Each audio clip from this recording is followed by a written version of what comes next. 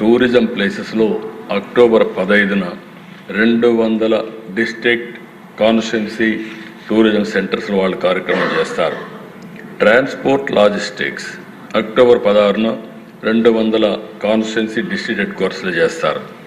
Toys, sports and goods October 17న 200 district constituency mandal head క్వార్టర్స్లో చేస్తారు.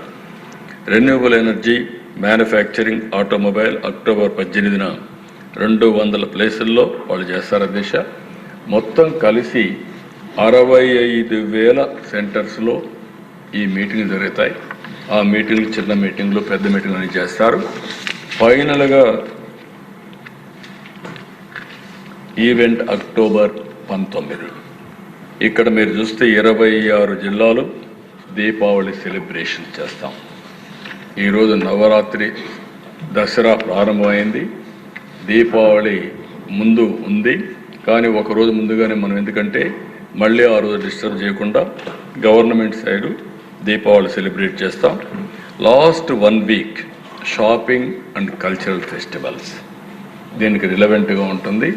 అన్ని జిల్లా హెడ్ క్వార్టర్స్లో, అన్ని కాన్స్టిట్యున్సీల్లో కూడా ఈ జిల్లా హెడ్ క్వార్టర్స్ ప్రధానంగా ఈ కార్యక్రమం చేస్తాం.